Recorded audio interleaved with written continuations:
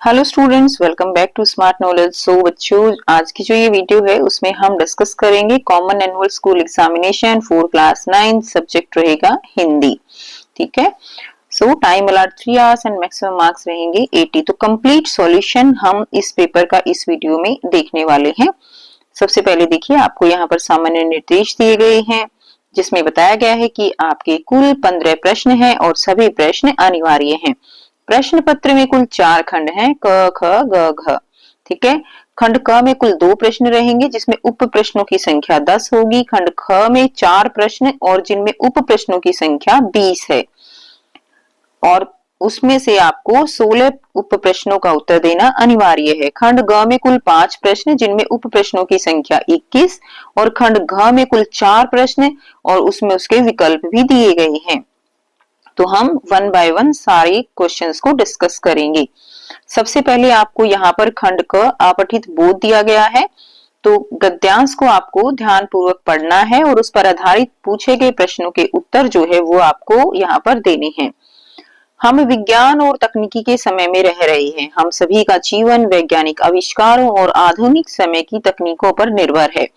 विज्ञान और प्रौद्योगिकी ने लोगों के जीवन को बड़े स्तर पर क्या किया है, प्रभावित किया है। तो आप सभी इस बात से एग्री हो कि विज्ञान का हमारे जीवन में बहुत महत्व है। इसने जीवन को आसान, सरल और तेज बना दिया है। नए युग में विज्ञान के विकास ने हमें बैलगाड़ी की सवारी से हवाई यात्रा की सुविधा तक पहुंचा दिया है। विज्ञान और प्रौद्योगिकी के हर पहलू को प्रत्येक राष्ट्र में लागू किया गया है। जीवन के हर एक क्षेत्र को सही ढंग से संचालित करने और लगभग सभी समस्याओं को सुलझाने के लिए आधुनिक उपकरणों की खोज की गई है। इसे चिकित्सा, शिक्षा, बुनियादी ढांचा, ऊर्जा निर्माण, सूचना प्रौद्योगिकी और अन्य क्षेत्रों में लागू किए बिना लाभों को प्राप्त करना संभव नहीं था। हम विज्ञान में प्रगति नहीं करते तो आज भी हमारा जीवन पहले की तरह कैसा होता, दुष्कर और कठिन होता। नवीन आविष्कारों ने हमें बहुत लाभ पहुंचाया है। हमारे चारों तरफ अनेक प्रकार की तकनीकें मौजूद हैं। Mobile phone, TV, computer, internet, oven, fridge, washing machine, पानी निकालने वाली मोटर, मोटरसाइकिल, जहाज, ट्रेन, बस यातायात के सभी कुछ आधुनिक तकनीकी की सहायता से ऐसा क्या हुआ है, संभव हुआ है। नई तरह की दवाइयां, चिकित्सा उपकरणों की सहायता से अब जटिल रोगों का इलाज भी संभव हो गया है। इस तरह से हम कह सकते हैं कि आज के समय में आधुनिक तकनीकी के बिना हमारा जीवन भी संभव नहीं है। देश के उचित विकास और समृद्धि के लिए विज्ञान और प्रौद्योगिकी के साथ साथ चलना बहुत आवश्यक है। गांव अब कस्बों के रूप में, कस्बे शहरों के रूप में विकसित हो रहे हैं। इस प्रकार से अर्थव्यवस्था के क्षेत्र में काफी विकास देखने को मिला है। अब यहाँ पे प्रश्न दिए गए हैं, कथन दिया गया है, आज के समय में आधुनिक तकनीकी के बिना हमारा जीवन संभव नहीं है। तो ये बिल्कुल ठीक है। और विज्ञान और प्रौद्योगिकी ने लोगों के जीवन को आसान, सरल और तेज बनाया है। हमने पढ़ा ऊपर अभी। ठीक है। तो इसीलिए हमारा जीवन संभव नहीं है क्योंकि इसकी वजह से हमारा जीवन आसान, सरल और तेज बन गया है। ठीक है। तो हमारा आंसर क्या रहेगा, सी हो जाएगा। हमारा कथन ए सही है, कारण भी सही है और ये सही व्याख्या भी कर रहा है। तो आंसर सी। ख देखिए, देश के विकास और समृद्धि के लिए आवश्यक है। तो किसकी आवश्यकता है, विज्ञान की भी है, प्रौद्योगिकी है, धार्मिक आडंबरों की तो नहीं है और वैज्ञानिक बहिष्कार की इसकी भी नहीं है। तो केवल इन दो की ही आवश्यकता है। तो हमारा आंसर क्या हो जाएगा, बी। कथन 1 और 3 सही है। नीचे दी गई सूची 1 को सूची 2 से सुमेलित करना है और सही विकल्प का चयन करना है। तो इसमें आपका रहेगा बुनियादी ढांचा। बुनियादी ढांचा किससे आप मैच कर सकते हो, सड़क निर्माण से।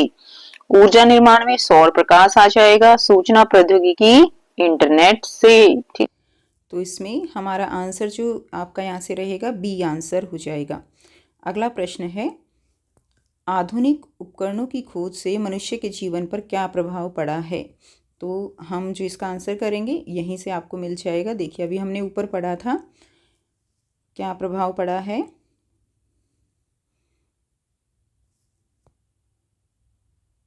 तो हम यहाँ से देखेंगे, इसने जीवन को आसान, सरल और तेज बना दिया है। जो विज्ञान है उसके कारण हमारा जीवन बहुत ही आसान हो चुका है, सरल हो चुका है और हम बहुत फास्ट हो गए हैं।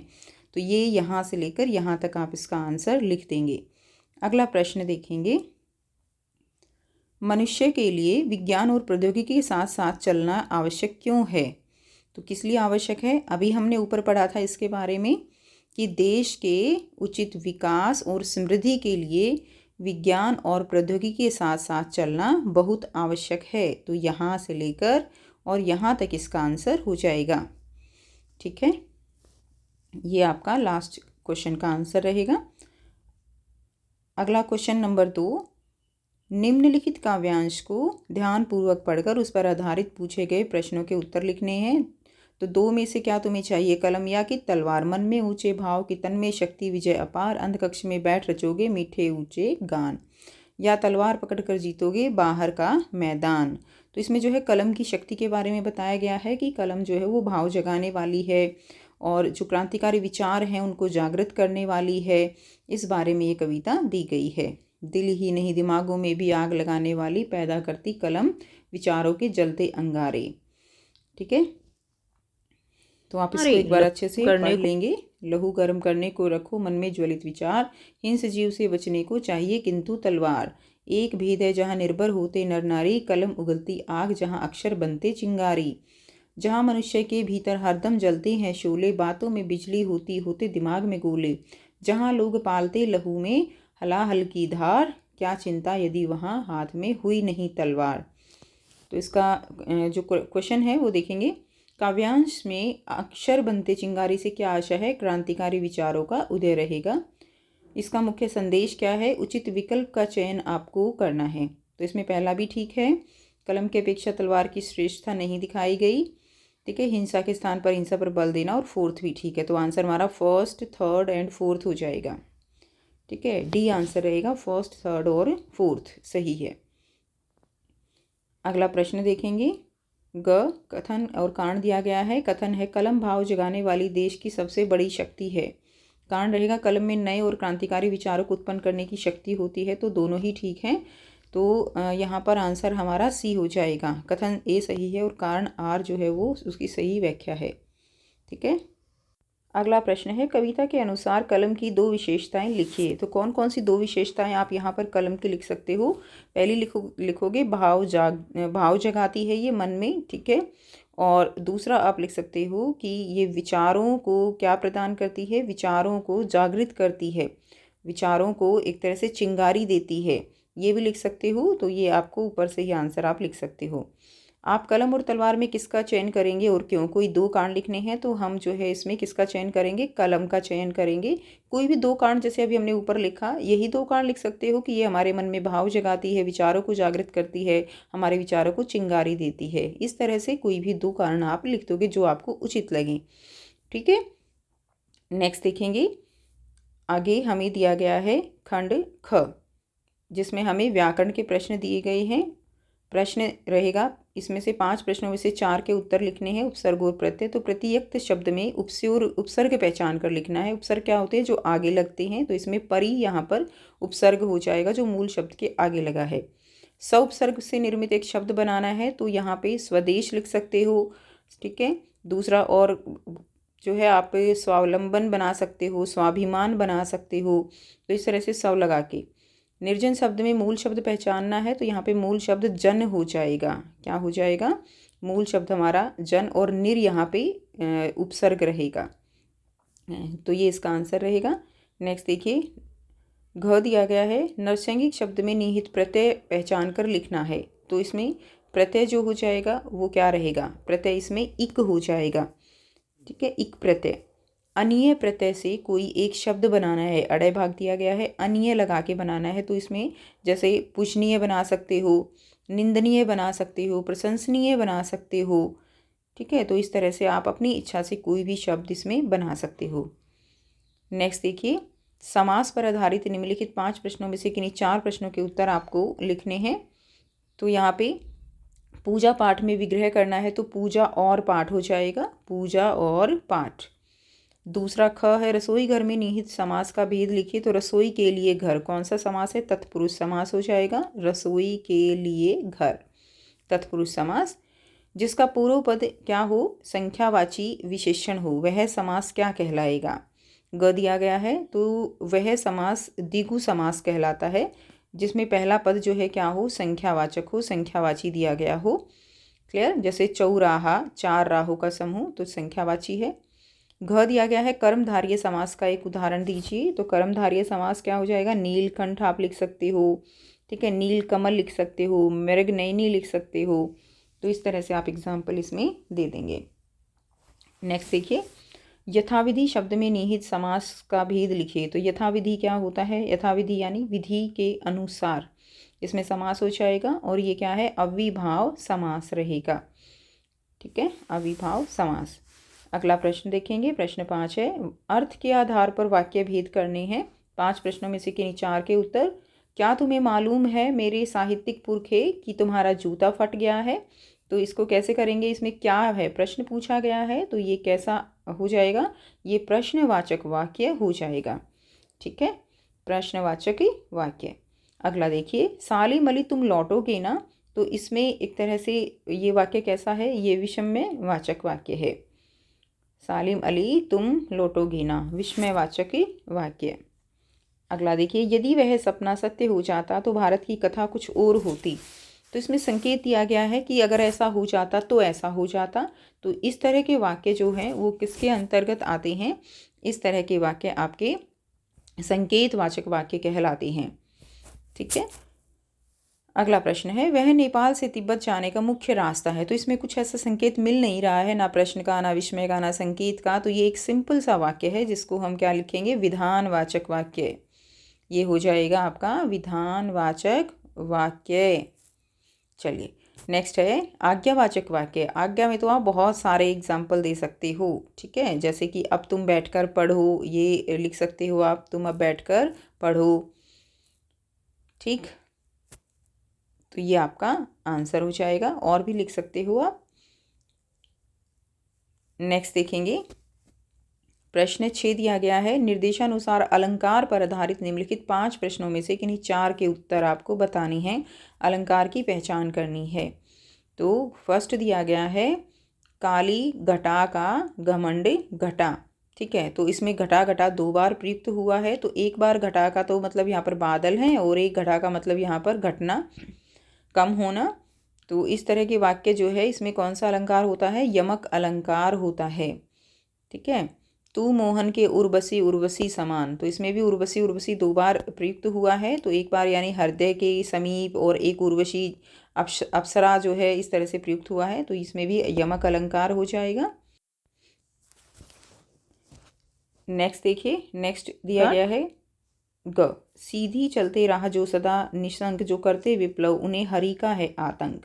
तो यहाँ पे हरि के 2 मीनिंग निकलते हैं, एक तो हरि भगवान के लिए और एक भय के लिए। क्लियर। तो यहाँ पे कौन सा अलंकार रहेगा, जब एक ही शब्द के साथ कई मीनिंग चिपके हुए हों तो उसे श्लेष अलंकार कहते हैं। श्लेष का मतलब ही क्या होता है, चिपकना। तो इसमें क्या हो जाएगा, श्लेष अलंकार हो जाएगा। नेक्स्ट देखिए, घ जो दिया गया है, तरनी तनुजा तट तमाल तरुअर बहुचा। इसमें त की आवृत्ति बार बार हो रही है। तो इसमें कौन सा अलंकार है, जहाँ एक ही वर्ण की आवृत्ति बार बार हो, अनुप्रास अलंकार होता है। कलधोत के धाम करील के कुंजन ऊपर वारो।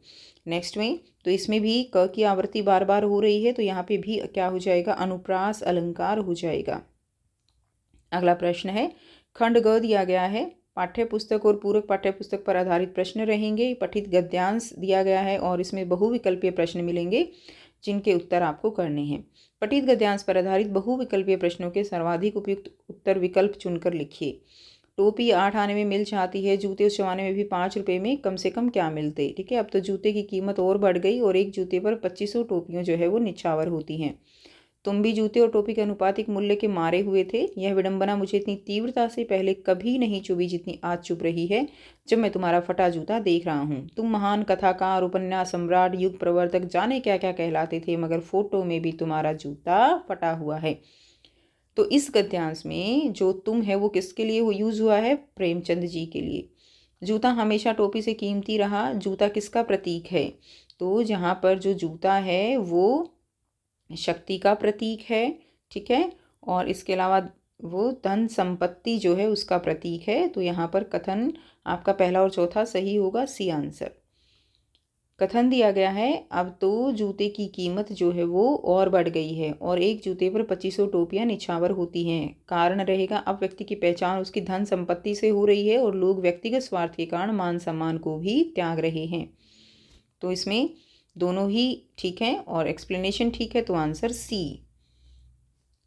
लेखक को कौन सी बात सबसे ज़्यादा चुभ रही है? तो लेखक को सबसे ज़्यादा प्रेमचंद का जूते का फटा होना चुभ रही है, तो बी आंसर इसमें इसका आंसर हो जाएगा। नेक्स्ट देखिए, तुम भी जूते और टोपी के अनुपातिक मूल्य के मारे हुए थे, कथन का आशय बताना है। तो इसमें आंसर आपका क्या रहेगा? प्रेमचंद ने समृद्धि पाने की अपेक्षा लेखन की मर्यादा पर विशेष बल दिया। नेक्स्ट है, निम्नलिखित गद्य पाठों के आधार पर निम्नलिखित 4 प्रश्नों में से किन्हीं 3 के उत्तर देने हैं।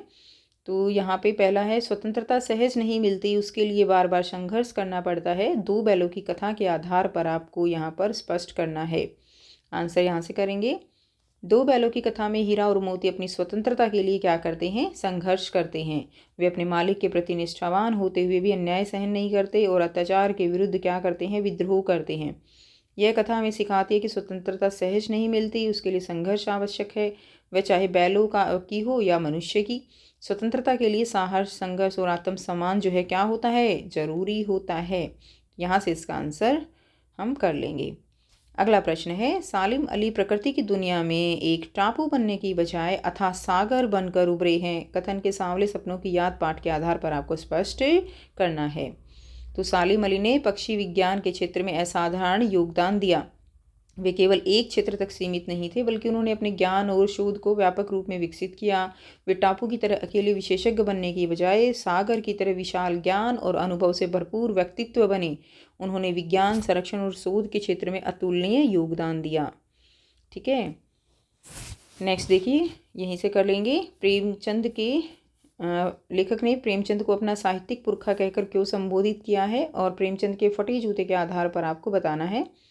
घ दिया गया है, मैं उत्पन्न हुई तो मेरी बड़ी खातिर हुई और मुझे वह सब नहीं सहना पड़ा जो अन्य लड़कियों को सहना पड़ता है। लेखिका के इस कथन का क्या आशय है? मेरे बचपन के दिन पाठ के आधार पर उत्तर दीजिए। आंसर रहेगा, प्रेमचंद जो है उन्होंने साहित्यिक पुरखा क्यों कहा है? तो उन्होंने इसलिए कहा क्योंकि उन्हें समाज की वास्तविकता को अपने साहित्य में प्रस्तुत किया। उनकी कहानियाँ आम जनता के संघर्ष, पीड़ा और सामाजिक विषमताओं को उजागर करती हैं। वे साहित्य के माध्यम से समाज को दिशा देने वाले मार्गदर्शक थे, जिनका प्रभाव आज भी लेखकों और पाठकों पर बना हुआ है। ठीक है, अपने बचपन के दिन पाठ के आधार पर लेखिका के कथन का आशय जो है क्या है? तो उस समय भारत में लड़कियों की दशा अच्छी नहीं थी। प्राय उन्हें जन्म देते ही मार दिया जाता था, उन्हें बोझ समझा जाता था। यदि उनका जन्म हो जाता तो पूरे घर में मातम छा जाता था। ऐसे वातावरण में लड़कियों को कम भोजन देना, उन्हें घर के कामों में लगाना, पढ़ाई लिखाई से दूर रखना आदि बुराइयों का पनपना वो क्या था? स्वाभाविक था। तो ये इसका आंसर हो जाएगा।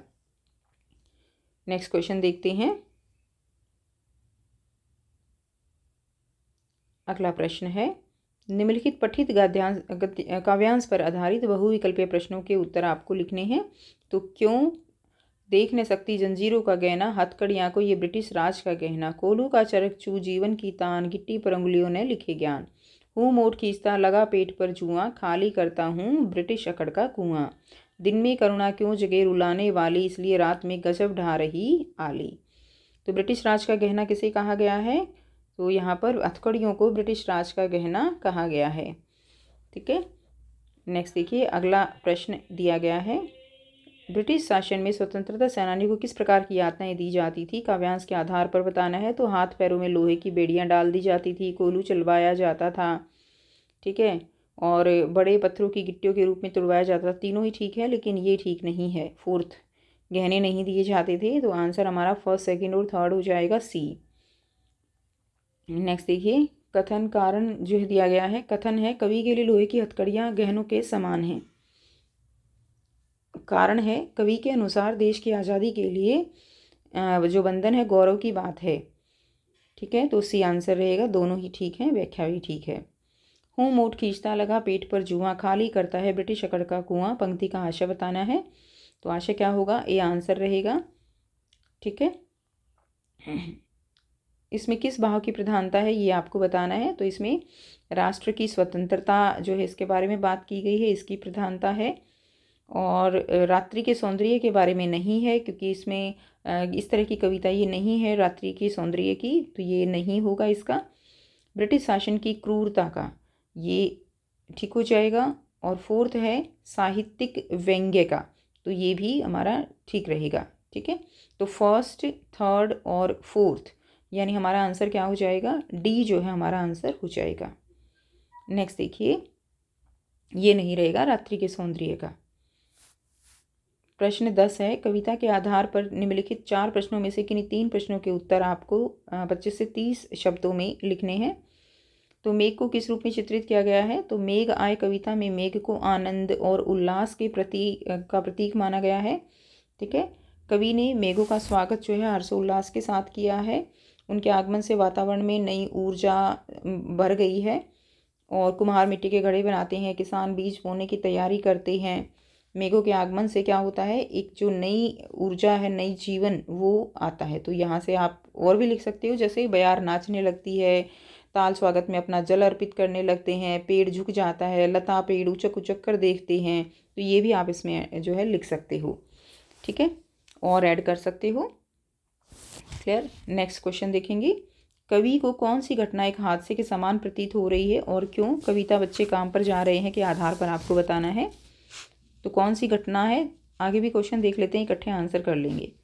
रसखान पशु पक्षी पहाड़ के रूप में भी कृष्ण का सानिध्य क्यों प्राप्त करना चाहते हैं, सवैयों के आधार पर आपको बताना है। और लल्लत द्वारा मुक्ति के लिए किए जाने वाले सारे प्रयत्न क्यों व्यर्थ हो रहे हैं, पठित जो है वाक्य के आधार पर उत्तर आपको देना है। तो कविता बच्चे काम के आधार पर बताना है। तो कवि को जो छोटे बच्चे हैं उनका काम पर जाना एक हादसे के समान प्रतीत होता है। बच्चों का मासूम बचपन खेल कूद और शिक्षा में बिताना चाहिए, वह मजदूरी में बर्बाद हो रहा है। गरीबी और सामाजिक असमानता के कारण वे अपने सपनों से दूर होकर कठिन श्रम करने को मजबूर हैं। कवि को यह दृश्य दिल दहलाने वाला लगता है, क्योंकि यह पूरे समाज के लिए शर्मनाक स्थिति है और बच्चे शिक्षा और खुशी से वंचित हो रहे हैं। ठीक है, रसखान पशु पक्षी और पहाड़ के रूप में भी कृष्ण का सानिध्य क्यों प्राप्त करना चाहते हैं, क्योंकि अब वो अपनी भक्ति और प्रेम में इतने तल्लीन हैं कि किसी भी रूप में वो कृष्ण जी के पास रहना चाहते हैं। वे चाहते हैं कि यदि वे मनुष्य बने तो गोकुल के किसी पशु पक्षी या पर्वत का रूप धारण कर लें, ताकि कृष्ण की चरणों की धूलि प्राप्त कर सकें। उनका यह भाव दर्शाता है कि सच्ची भक्ति में भौतिक इच्छाओं का स्थान ही नहीं होता, केवल भगवान के प्रेम और सानिध्य की चाह होती है। लास्ट जो क्वेश्चन है वो यहाँ से, कवित्री जो है सांसारिकता तथा मोह के बंधनों से मुक्त नहीं हो पा रही है, ऐसे में वह प्रभु भक्ति सच्चे मन से नहीं कर पाती। जैसे कच्ची मिट्टी के सकोरे में रखा जल ज़्यादा देर नहीं ठहरता, उसी प्रकार उसके प्रयास कच्चे हैं, उनमें उसके द्वारा मुक्ति के प्रयास भी विफल होते जा रहे हैं। तो ये लास्ट क्वेश्चन का आंसर हो जाएगा। ठीक है, घ का। नेक्स्ट है प्रश्न 11, पूरक पाठ्य पुस्तक के आधार पर प्रश्नों के उत्तर आपको देने हैं।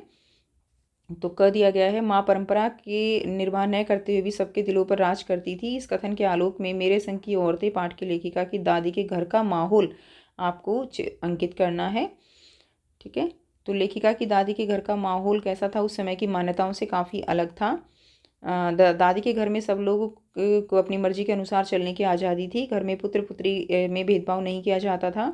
स्वयं लेखिका की दादी ने अपनी बहू की पहली संतान बेटी ही मांगी थी। घर का माहौल भी काफ़ी धार्मिक, स्त्रियों को उचित सम्मान देने वाला और साहित्यिक था।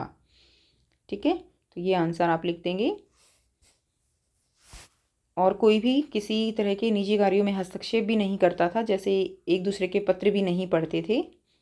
अगला प्रश्न है ख, शंकर जैसे लड़के या उमा जैसी लड़की ठीक है समाज को कैसे व्यक्तित्व की ज़रूरत है, रीढ़ की हड्डी से बताना है। तो समाज में आज उमा जैसे दृढ़ और स्पष्टवादिनी और उच्च चरित्र वाले व्यक्तित्व की आवश्यकता है। ऐसी लड़कियां ही गोपाल प्रसाद जैसी दोहरी मानसिकता रखने वाले लालची और ढोंगी लोगों को सबक सिखा सकती हैं और दहेज जैसी कुरीतियों से लड़ सकती हैं। ऐसी लड़कियां से ही समाज और देश प्रगति कर पाएगा, जो आत्मविश्वास से भरी, निडर और नई सोच रखती हूँ। इसके विपरीत शंकर जैसे लड़के समाज के लिए अभिशाप हैं। शंकर जैसे व्यक्ति समाज को कोई दिशा प्रदान नहीं करते, न ही प्रेरणा स्रोत बन सकते हैं। ठीक है, बल्कि वे समाज के लिए क्या है, एक तरह का बोझ हैं। ये इसमें आप लिख देंगे। नेक्स्ट देखेंगे, अच्छा है कुछ भी नहीं, कलम थी वह भी चोरी चली गई, अच्छा है कुछ भी नहीं मेरे पास। मूवी, कैमरा, टेप रिकॉर्ड आदि की तीव्र उत्कंठा होते हुए भी लेखक के अंत में ये उपयुक्त कथन क्यों कहा। जल प्रलय पाठ के आधार पर इसका उत्तर आपको देना है। तो लेखक के कलाकार प्रवृत्ति होने के कारण उन्हें कैमरा, टेप रिकॉर्ड, मूवी की आवश्यकता महसूस हुई ताकि वे इस बाढ़ का जीवंत चित्रण कर सकें। परंतु यदि वे ऐसा करते तो वे केवल दर्शक बनकर रह जाते और बाढ़ को साक्षात अनुभव करने का अवसर उनके हाथ से निकल जाता। ठीक है, ये आंसर रहेगा। अगला रचनात्मक लेखन दिया गया है। 3 विषयों में से किसी एक विषय पर लगभग संकेत बिंदुओं के आधार पर आपको लिखना है अनुच्छेद 120 शब्दों में। तो नदियों का महत्व, भूमिका, जीवन का आधार, प्रदूषण का असर और सरकार और जनता की भागीदारी, इस तरह के पॉइंट्स बनाकर आपको लिखना है। बाल श्रम के ऊपर आप लिख सकते हो या शिक्षित राष्ट्र के ऊपर। ठीक है, तो ये पॉइंट्स दिए गए हैं। तो हम लिखेंगे यहाँ पर नदियों के महत्व के बारे में। तो नदियों का महत्व क्या रहेगा? ये हमारे जीवन का आधार हैं। केवल जल का स्रोत ही नहीं बल्कि सभ्यताओं के विकास की गवाह हैं। प्राचीन काल से ही मानव बस्तियां नदियों के किनारे बसी हैं, क्योंकि कृषि, पेयजल, व्यापार और परिवहन के लिए जल जो है क्या होता है, आवश्यक होता है। गंगा, यमुना, नर्मदा, ब्रह्मपुत्र जैसी नदियां भारत की सांस्कृतिक और धार्मिक पहचान से भी जुड़ी हुई हैं। ठीक है, लेकिन आधुनिक विकास के कारण नदियां जो है वो प्रदूषण का शिकार हो रही हैं। औद्योगिक कचरा, प्लास्टिक, रासायनिक उर्वरकों द्वारा, घरेलू गंदगी के कारण जल क्या हो रहा है, प्रदूषित हो रहा है, जिससे जलीय जीव और मानव स्वास्थ्य पर क्या पड़ रहा है, प्रतिकूल प्रभाव। और सरकार द्वारा नमामि गंगे, स्वच्छ भारत अभियान जैसी योजनाएं चलाई जा रही हैं, लेकिन जनता की भागीदारी भी क्या है, आवश्यक है। इसलिए हमें जल का संरक्षण करना चाहिए, नदियों में कचरा फेंकने से बचना चाहिए। ठीक है, और नदियों में जो है उनके स्वच्छता अभियान में हमें क्या करना चाहिए, सहयोग देना चाहिए, ताकि हमारी नदियाँ स्वच्छ और जीवनदायिनी बनी रहें। ये आप इसमें लिख दोगे। अगला प्रश्न देखेंगे। प्रश्न 13 है, आप अमृता या अजय आपकी छोटी बहन और छोटे भाई को हिंदी की साहित्य की रोचक पुस्तकें पढ़ने हेतु प्रेरित करना है। पत्र लिखना है 100 शब्दों में। आप अनन्या और अमन हैं। हिंदी दिवस के अवसर पर पत्र लेखन प्रतियोगिता का आयोजन करवाने की अनुमति मांगते हुए आपको प्रधानाचार्य को 100 शब्दों में पत्र लिखना है। ठीक है, तो देखिए छोटे भाई के लिए पत्र आप लिखेंगे। तो नमस्ते, आशा है तुम स्वस्थ और खुश होगे। आज मैं तुम्हें हिंदी की साहित्य को रोचक पुस्तकें पढ़ने के लिए प्रेरित करना चाहता हूँ। हिंदी साहित्य में अनेक अद्भुत रचनाएं हैं जो न केवल ज्ञानवर्धक हैं बल्कि मनोरंजन भी करती हैं। प्रेमचंद की कहानियाँ, जयशंकर प्रसाद की कविताएं और पंचतंत्र की कथाएं पढ़कर न केवल भाषा का ज्ञान बढ़ता है बल्कि नैतिक शिक्षा भी मिलती है। पुस्तकें हमारे सच्चे मित्र होते हैं और हमें कल्पना की दुनिया में ले जाती हैं। आशा है कि तुम हिंदी साहित्य पढ़ने की आदत डालोगे। तुम्हारी अजय और अमृता। इस तरह से आप पत्र लिख देंगे। अगला पत्र हमने लिखना है हिंदी दिवस पर पत्र लेखन प्रतियोगिता की अनुमति मांगते हुए। तो सेवा में लिख देंगे। आपने बहुत सारे पत्र लिखे हैं इस तरह विद्यालय में, तो बहुत ही आसान है, तो आप इसको देख लें कि कुछ इस तरह से आपको ये पत्र लिखना है।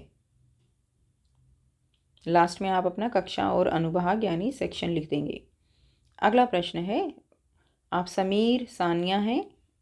ठीक है, आपने बैंक खाते के 3 माह का विवरण उपलब्ध करवाने के लिए मेल लिखनी है शाखा प्रबंधक को, और दिए गए संकेत बिंदुओं के आधार पर लघु कथा लिखनी है। संकेत बिंदु सुबह का समय, सड़क पर भीड़ इकट्ठी होना, विवेक और समझदारी का प्रदर्शन, लोगों को आकाश शाबाशी देना, इस तरह पॉइंट्स बनाकर आप इसमें लिखेंगे। ठीक है, तो चलिए करते हैं आंसर। सबसे पहले ईमेल कैसे लिखी जाती है, प्रेषक का नाम लिख दीजिए, सानिया समीर है। प्राप्तकर्ता कौन है, शाखा प्रबंधक हैं। विषय लिखिए, बैंक खाते का पिछले 3 माह का विवरण के संबंध में। माननीय शाखा प्रबंधक महोदय, सादर नमस्कार। तो आप इसमें लिख देंगे, मैं समीर सानिया, बैंक का खाता धारक, मेरी खाता संख्या XYZ। ठीक है, कृपया मुझे 3 महीने की जो विवरण है वो ईमेल या भौतिक प्रति यानी हार्ड कॉपी, ठीक है, के रूप में उपलब्ध कराने की कृपा करें। यह मेरे विवरण मेरे वित्तीय रिकॉर्ड के लिए आवश्यक है। आपसे शीघ्र सहयोग की अपेक्षा करती हूँ, धन्यवाद। लास्ट में जो है आप सादर समीर सानिया लिख के और नीचे अपना एड्रेस और फ़ोन नंबर लिख देंगे। तो ये हो गई ईमेल। अगला प्रश्न देखेंगे। अगले में आपको लघु कथा बनानी है, तो यहाँ से आप बनाएंगे। सुबह का समय था, सड़कों पर रोज़ की तरह हलचल थी। ठीक है, अचानक एक चौराहे पर भीड़ इकट्ठी हो गई। एक छोटा बच्चा सड़क के किनारे खड़ा था, डरा सहमा असमंजस में। कोई आगे बढ़ने की हिम्मत नहीं कर रहा था क्योंकि ट्रैफिक तेज था। तभी विवेक नामक युवक ने समझदारी दिखाते हुए ट्रैफिक को रोककर बच्चे को सुरक्षित किनारे लाया। बच्चा अपने माता पिता से पिछड़ गया था। विवेक ने आसपास के लोगों से मदद से उसके माँ बाप को ढूंढा और बच्चा सही सलामत उनके पास पहुंच गया। लोगों ने विवेक की समझदारी और हिम्मत की सराहना की और उसे क्या दी, शाबाशी दी। ठीक है, इस तरह से आप कोई भी लघु कथा बना सकते हो। अगला प्रश्न है प्रश्न 15। परीक्षा की तैयारी की चर्चा करते हुए दो विद्यार्थियों के मध्य 80 शब्दों में संवाद लिखना है। अथवा आप हरपाल और गुरप्रीत हैं, विद्यालय की स्वच्छ समिति के अध्यक्ष हैं और स्वच्छता पखवाड़ा आयोजित जो है निश्चित हुआ है। सभी विद्यार्थियों को इसकी जानकारी देते हुए 80 शब्दों में सूचना तैयार आपको करनी है। ठीक है, तो आइए। रोहन, संवाद लिखेंगे तो जैसे आप अपनी फ्रेंड से बात करते हो ना, ऐसे ही लिखना होता है। तो इस तरह से आप इसमें लिख देंगे। लेकिन इतिहास में कठिनाई हो रही है। रोहन क्या कहता है, फिर चिंता मत करो, मैं तुम्हें कुछ टिप्स दे सकता हूँ। तुम महत्वपूर्ण तिथियाँ घटनाएं याद करो। अजय, सही कहा। तुम अपनी भाषा की तैयारी कैसे करते हो? मैं रोज लेखन और व्याकरण अभ्यास कर रहा हूँ, साथ ही पिछले साल के प्रश्न पत्र हल कर रहा हूँ। अजय, अच्छी रणनीति है, चलो मिलकर पढ़ाई करते हैं। रोहन, हाँ, इससे हमारी तैयारी और मजबूत होगी।